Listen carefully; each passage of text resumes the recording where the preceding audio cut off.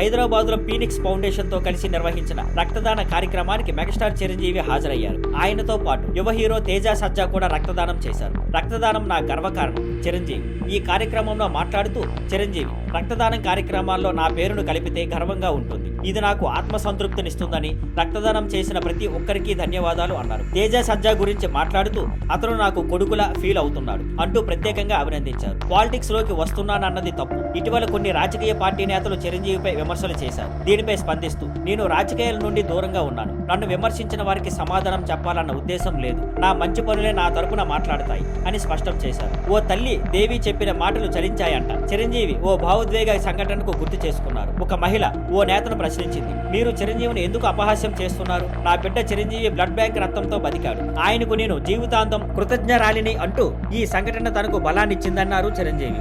రక్త బ్యాంక్ ఆలోచన ఎక్కడి నుంచి వచ్చిందంటే, ఒక విలేకరి రాసిన ఆర్టికల్ ను చదివిన తర్వాత రక్త బ్యాంక్ ఆలోచన వచ్చింది అని చెప్పారు. ఆ రచయితను ఎన్నడూ కలవలేకపోయినప్పటికీ ఆయనకున్న ప్రేరణకు చిరంజీవి ఎప్పటికీ కృతజ్ఞతుడిగా ఉంటానని అన్నారు. రేవంత్ రెడ్డితో సమావేశంపై క్లారిటీ. తాజాగా తెలంగాణ సీఎం రేవంత్ రెడ్డితో చిరంజీవి భేటీ కావడంతో ఆయన మళ్లీ రాజకీయాల్లోకి వస్తున్నారని ఊహాగానాలు చెలరేగాయి. దీనిపై క్లారిటీ ఇస్తూ, నేను ఎలాంటి ఎన్నికల్లో పోటీ చేయాలన్న ఉద్దేశం లేదు. రాజకీయాల్లో తిరిగి రానున్న విషయం అసలు లేదు అన్నారు. అభిమానులకు కృతజ్ఞతలు. తన ద్వారా ప్రేరణ పొందిన లక్షలాది మంది అభిమానులు రక్తదాన కార్యక్రమాల్లో పాల్గొంటున్నారన్నదే తనకు నిజమైన ఆనందం అని చిరంజీవి అన్నారు. ప్రపంచవ్యాప్తంగా తనను ప్రేమిస్తున్న ప్రతి ఒక్కరికి హృదయపూర్వక ధన్యవాదాలు తెలిపారు. Thank you for watching. Please like, share and subscribe.